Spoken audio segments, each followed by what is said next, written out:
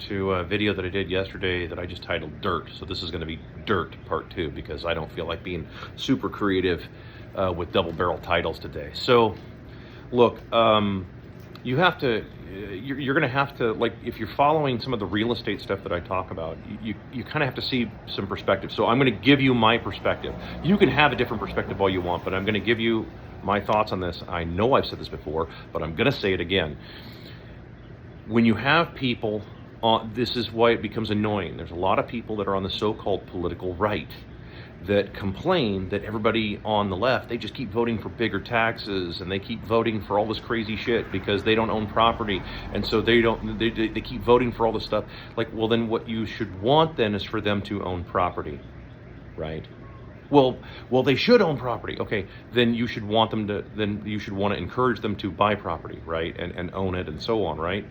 Well, yeah. Okay, so where's the problem? Where's the sticking point? Like, right? Well, they don't have enough money to pay for it. Exactly, because you overpaid.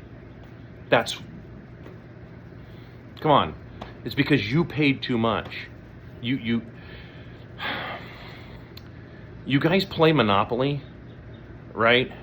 You guys buy all these properties up. The problem is, the reason why Monopoly works as a game, and actually it's more of a teaching game than anything else, the reason it works like that is because the game is finite, right? In the practical sense, there is plenty of land to go around for people to use, especially as just farming techniques get better on even an individual level, right? I mean, with hydroponics and what have you. Electricity makes a huge difference. It's a game changer. So you don't need as much, and mechanization is a game changer. You don't need as much land as you did in the 1700s, okay? You don't need 6,000 acres anymore. You can get away with probably not even 10% of that and get almost the same type of effect with it, okay? So, and I don't want to get into an agricultural discussion because that's not really my super strong point. That's my wife's strong point. She comes from ag.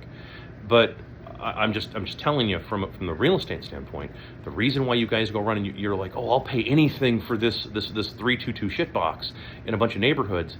Like, you shouldn't be paying anything, right? Because they can always build more.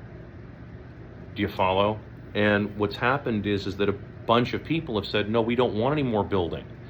Well, so I just went through this yesterday. I'm going to explain this. So you're going to bear with me on this. Or you can just scroll past me. Who gives a shit?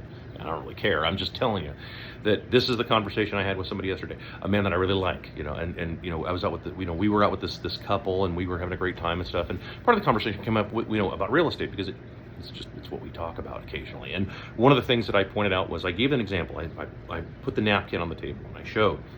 I said, let's say, for example, that this is all the area here that you as a banker have lent a bunch of money out to pay for all these ridiculous prices, these $500,000 322 houses. The last thing you want is for people to start spreading out outside of the napkin and building out there, because then your prices on the houses you just lent out a bunch of money on, now you have a hard time justifying how you did all those loans. Right? Because now your balance sheet is going to start showing negative numbers, especially if those houses start going, and especially if the area starts to kind of go to shit, right? And it starts, like, oh, there's a bunch of people moving in here that are causing a bunch of crime, let's say, and then the housing prices start dropping. Well, if that happens, then you're really screwed as a banker, because now you lent out a bunch of money and now prices are dropping. This is why lending only works in what's so-called up economy. And I know I have covered this stuff ad nauseum. I have covered this stuff dozens and dozens and dozens of times. How do you have an up economy? You have a bunch of fucking kids. That's the secret, right? In other words, it's not a secret, right?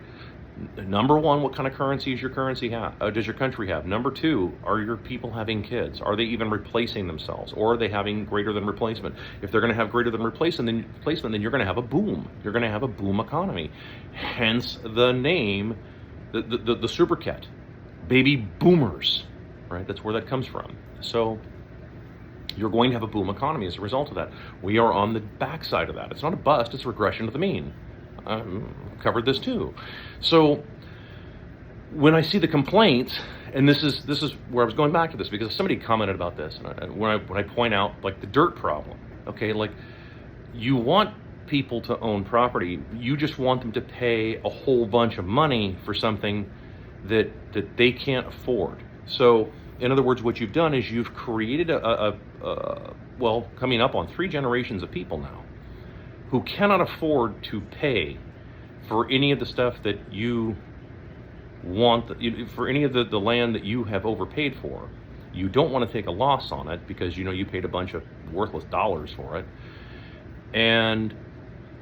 But you complain about how they vote because they're not property owners. It sounds to me like, well, this is sort of gut check time. This is where you have to make the decision.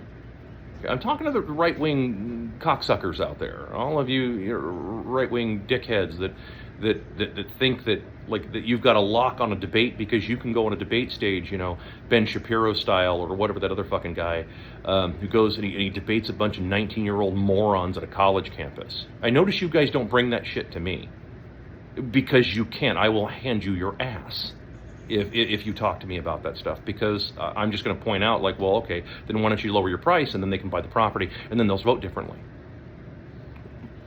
Yeah, it's revolutionary thinking. It's not revolutionary thinking. It's not. It's common fucking sense. Okay, it means that no more fucking bailouts. And the only reason you can keep doing this kind of stuff is because they cry liquidity crisis. A liquidity crisis, I've covered this shit over and over and over. A liquidity crisis means that you have to sell stuff for lower than what you paid. That is basic fucking business. Okay? So, and you have no argument against this. You don't. I know you don't. I know you don't because I've been in business for 35 years. And I have been watching this stuff. You think I haven't eaten crow on many occasions? Dude, I've lost more money. I've lost more money than some of you will make in your lifetime. So, dude, come on. I'm well aware of this stuff.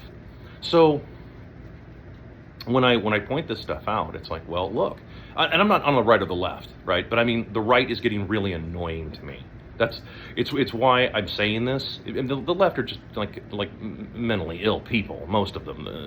They've got a bunch of crazy weirdness and shit running around Portland naked. It's fucking mentally ill people. That's most of the left.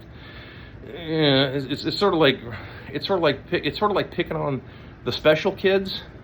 That's why I don't pick on them too much, because it's kind of like picking on the special kids. I'm talking to you people that are on the so-called right, who can't seem to understand that, like, dude, if you really want to see changes, then you actually have to make that sacrifice and say, okay, maybe we should start lowering our prices so that everybody can afford them.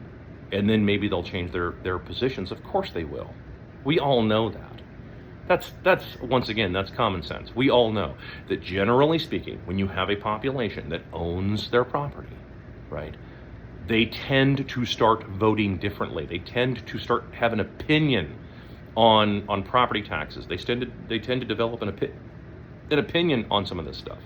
So this is just how it is. I don't think I could make it any more clear than that. So for all of the right-wing pundits out there debating 19-year-old kids at college campi, dude, DMs are wide open. I'm willing to debate you on this stuff, and put you right back, and mathematically put you right back in your place. But you're not going to want that kind of information out there. It goes completely against your narrative, and it goes against all of your bullshit real estate holdings, and it goes against this whole rental bro mentality where you just pay a bunch of money for ridiculous houses, and then just keep jacking the rents up, and then wonder why it is that people are getting pissed off, and why it is they want to vote for fucking communism, right? You're bringing that shit on yourself.